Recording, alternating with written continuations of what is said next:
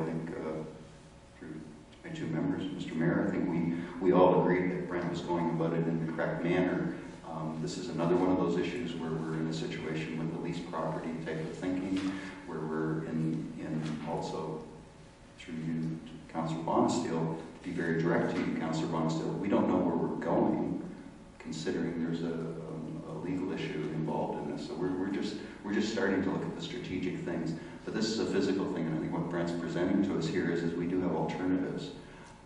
We do have to keep it going, and we have to decide how to keep it going, and what are the best options. I think we have to keep it going. There's, you don't stop, but I think we have some options. It wasn't as simple as the original concrete, let's pour the concrete and burn it up and get ready and do it. That's what it came down to, so this is a good report. Mr. Mayor, just on a point of order, but I know it's a good report, but I'd like to hear from you as the chair of the Harbor Committee. There are three options here, just what you're thinking. Personally, number two. That's my personal opinion, but not as the chair. Deputy Mayor Day. Thank you, Mr. Mayor. Through you to Brent. Brent, is it your expectation that these commercial vessels that are launching from this side of the ramp would actually go to Port France, likely? Through you, Mr. Mayor, I may defer that question to Councillor McGuire. He's more in tune with the boating community. I suspect not. I suspect not. I think they'd probably try to manage with the east side of the ramp before they go to Port France.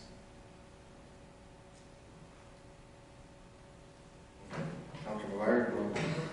Yeah, we've had this in the budget for last three years for sure. Every year it gets passed on, and I think number two, Brent made a good proposal there, just to do a partial reconstruction. Because what we have right now is a steel plate that gets damaged. It damages boat trailers, and there's costs that we have to pay out as a municipality with our ramp to the boaters that were damaging their trailers. And we've been very fortunate we haven't damaged a vessel yet. But I hate to see the bill if we actually our ramp caused damage to a vessel. So I think that this is something that's been put off again. It's infrastructure that we have in the community.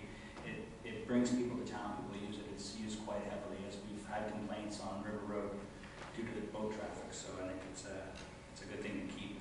Find a way to do it. Councillor Monster. Thank you, Mr. Mayor. Just through you to Brent. Brent, was this the plan with the 50-50 user pay, 50 municipality pay? No, through you, Mr. Mayor. That program was the annual dredging program that the Harbor Committee had recommended, and that's reflected as a pending decision in the operating budget. So is there some cost recovery here through either increasing launch fees or looking at user fees, or is that going to make us less competitive than other harbors around? Through you, Mr. Mayor, I think it may warrant a review of the fees. Certainly that is one way to offset the cost. And if council wishes, we can come back with recommendations to fund the program or to fund the project. I wouldn't mind that in terms of a comparison, because I'd like to know. I mean, between the 50-50 deal, if it is possible to for user fees in there, but I'd like to know, comparatively speaking, around the different harbors in the area, if we do increase it, are we putting ourselves at risk of losing business? Councillor Russell. Through you, Mr. Mayor, to Councillor Bonesteel, we reviewed all the fees and everything with the operating budget. Historically, I don't know the easiest way to put this, but I know we've got a report from the clerk about it. We rent dock space, and our fees, we try to do it as business units, and we keep our fees pretty high per unit for all of those things. So to put a surcharge on it, one-time only surcharge instead of increasing the fees, might be a way of doing it, because one of the interesting parts is when we were talking about the operating, it was volunteered before we even started on this 8 months ago, right? It was volunteered that this has been over the years when there's been a need, the boating community will open their pockets to those needs. So we haven't approached that. I'll be honest, we haven't approached that on this launch ramp, have we? It's something we could look into, but I'm not sure in terms of launch fees. A surcharge to me, or a one-time only capital levy of some sort, or a volunteer levy for the purposes of that. If everybody understands the fact we don't own it, and we're biding. We've been biding time on this project for 20 years. I mean, let's be honest with it. Deputy Mayor Day. Thank you, Mr. Mayor. I have a reservation about this simply because it'll take us a lot of years to recoup $138,000 if we're only making 1.1 thousand every year on this. And I think the people that are not commercial vessels are going to be complaining that their rates are increasing in order to benefit commercial vessels if the rates for the whole ramp increase. So I don't think that's going to work to our advantage ultimately, and people will end up going someplace else regardless, right? So it defeats the purpose.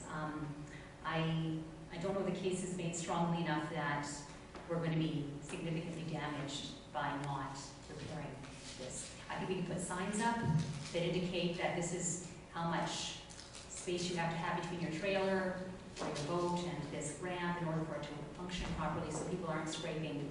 Give them a fair warning that there's a danger if they don't have enough of a draft there. So, there's that. Councillor Scott. I think there's several things here. Number one, we as a municipality have a boat ramp in Grand Bend that we use to raise dollars to have people come in and use.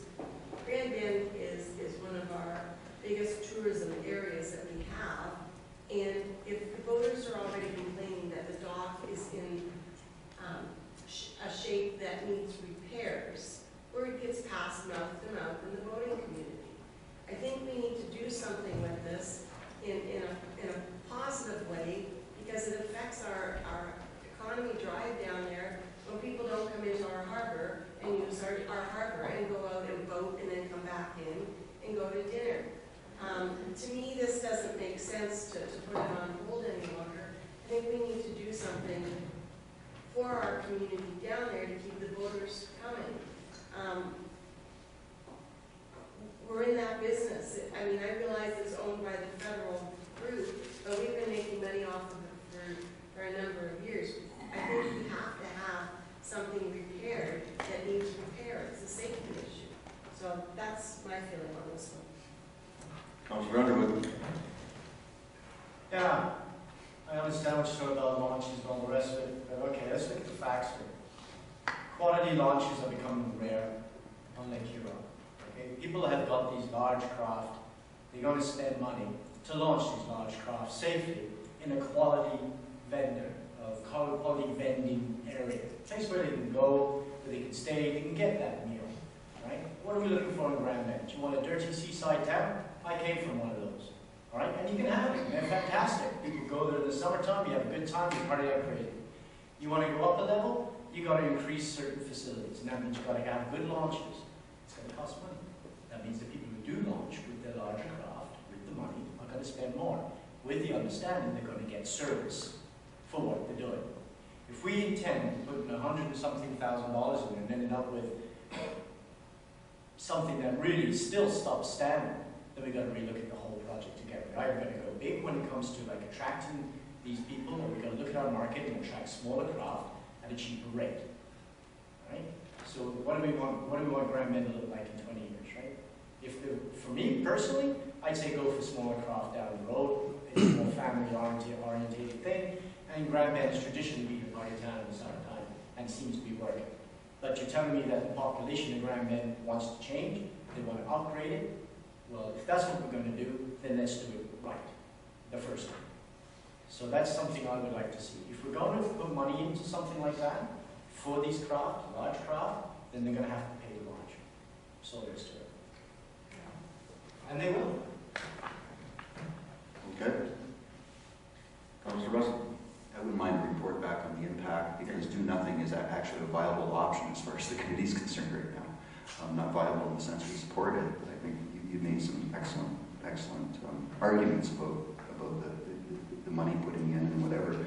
We're at a cusp right now. We haven't developed our strategic plan about Grand Bend. We haven't done Port Franks either. And what we have to decide is what Councillor Underwood's talking about. Which direction are we going to take? Who are going to be the runners of the business? Who are going to be the owners of the business, et cetera, et cetera. We don't know if it's going to be private, public. We don't know if it's going to be public. We don't know, but what we're going to probably establish first is exactly what Councillor Underwood's talking about. We have to establish at what level we want to see it at, and what quality.